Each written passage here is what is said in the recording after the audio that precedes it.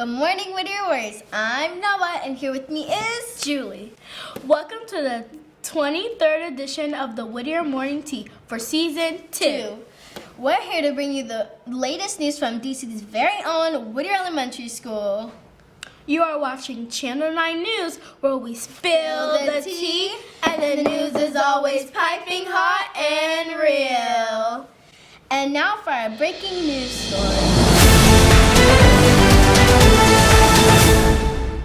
Please welcome Councilmember Janeese Lewis George from Ward 4 in Washington, D.C. Thank you for having me. Welcome, Councilmember George. We are honored to have you with us today. Thank you. I'm so honored to be here with you all.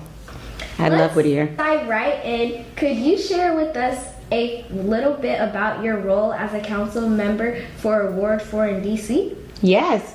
So my role as council member is to represent all 87,000 Ward 4 residents on the DC Council.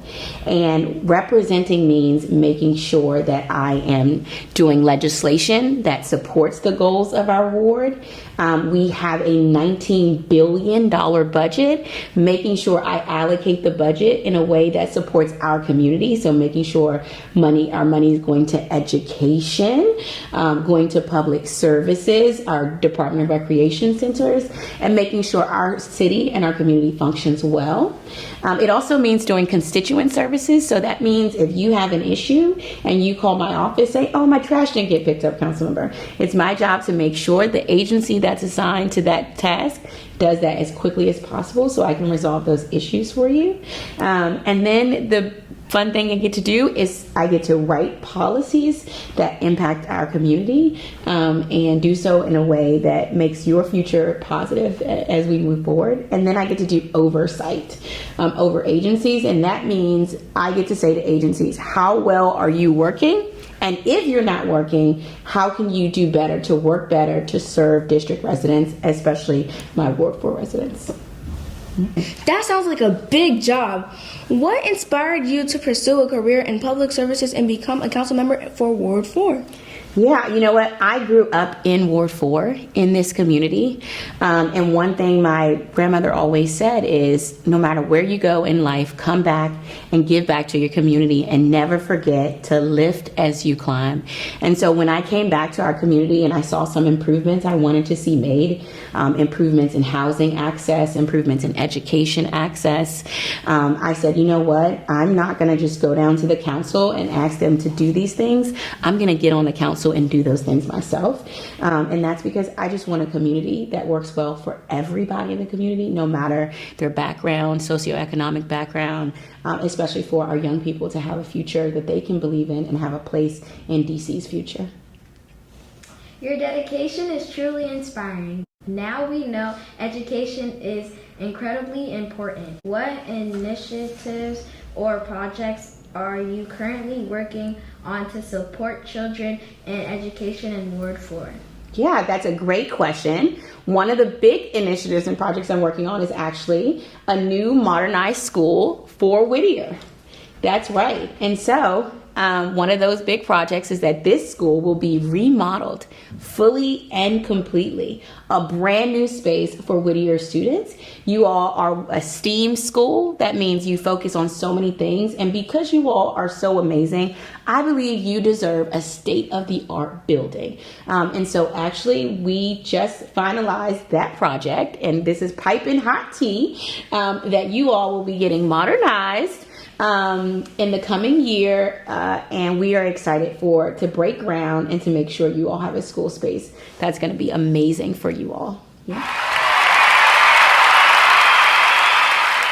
The big thing was while you're getting modernized, we wanted to make sure that you were closer to the school building, not having to get on a bus and go all the way to 13th Street, which is where you all are going to have to go while you were being modernized. But now, instead of being modernized, having to go to another school, we're actually going to build modular spaces across the street on the field so that you all will be able to actually stay in the neighborhood while your school is being modernized. So that's what they're building over there. Yeah, and it's going to take 2 years for modernization. And after those 2 years, we're going to come back here and see a brand new school building. Wow, that's amazing because me and my colleague have been here our whole lives. Yeah. We've been here since pre-K to grade 5. Wonderful. Wonderful. I remember when we did that rally right outside of our school. That's right. And we protested for our school to be remodeled and have better air conditioning and things like that. That's right. Your activism as students went a long way. It told the chancellor, it told the mayor, it told me as the council member that this is so important, not only to the parents and the teachers, but to the students. And I think that you all being out there as students and showing up for yourselves really made the difference in making this happen. And I hope that's a lesson that students take with them, right? That you all have power right now to organize together and make a change in your community, whether it's your school community or your greater community. And so I expect to see more activism from Whittier students, no matter where they go next. Those initiatives will surely make a difference in the lives of many. As a council member, what are some of the biggest challenges you face when trying to address the needs of your constituents in Ward 4? You know, one of the biggest challenges is not having enough resources for those who are in need. So, for example, we have a program that's called Emergency Rental Assistance Program, ERAP, and it's for families who may be struggling to make their rent payments. And you know, if someone is struggling to make their rent payments, that they are facing eviction and could potentially lose their home. And so we have only a certain amount of money for rental assistance. And so sometimes families call and say, Councilmember, you know, I lost my job. I'm struggling to make my rent. And I say, okay, well, let me go into the Emergency Rental Assistance Fund and get some money to help you. Well, that fund is limited. And so there comes where we use all of that Emergency Rental Assistance Fund money, and we're no longer able to help those families to be able to stay in their homes. And it just breaks my heart. And so, you know, that's one of the challenging things, is to having enough resources to help everyone. Because I believe everyone deserves to have housing, and that housing is a human right. It keeps us safe. It keeps us healthy. And so having enough money for that is huge. And so in the budget that I talked about last year, we had to put additional funds into the emergency rental assistance pot because we knew we needed it to help our families and community members be able to stay in the community. So it's only when we run out of resources and we're unable to help a family in need that, you know, it really breaks my heart, because I want to be able to help everyone, because I believe everybody has a place in our Ward 4 community. Wow, it sounds like you really care about the community and those families who are in need of money, help, and a job. It sounds like you are bravely facing adversity in your role. Thank you for working on behalf of all of us in Ward 4. Oh, thank you so much. Finally, what advice do you have for young student leaders like us who are interested in getting involved in local governments and making a difference in our communities? Yeah. My biggest thing is, you know, what I said earlier, which is you all have the power now. You don't have to wait till you get to high school, graduate college. If you all come together and you want to make a change, you can do that right now, like you did when you stood outside, when you made posters, you stood outside, you organized a protest to say, we want HVAC system that works, we want a school building that works, we deserve that. And so I tell students now, harness the power you have now, and come together and utilize that. Students have, you know, when we were younger, we were fighting for a stop sign, and we signed a petition, and all of us signed that petition, and we were able to fight to get a stop sign on 2nd and Hamilton, where I went to elementary school, and we delivered it to the council member at that time. And now every time I drive past there, it just gives me pride, because I remember when I was an elementary school student and we organized and we fought for that. And so we're able to make change right now, and you don't have to wait to do that. And so that's my biggest, you know, advice to young people.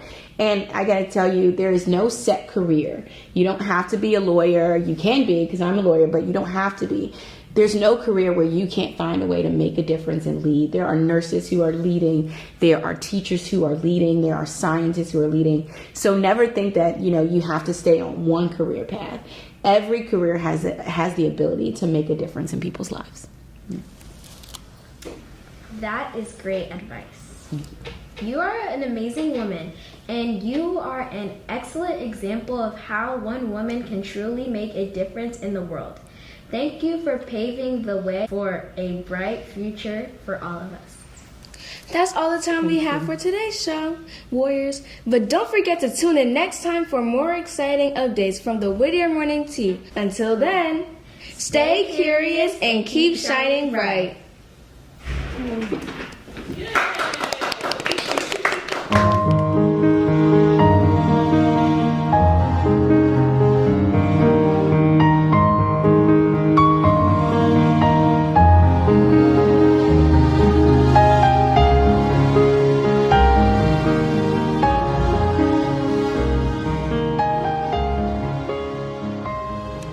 That's all the news that we have for today.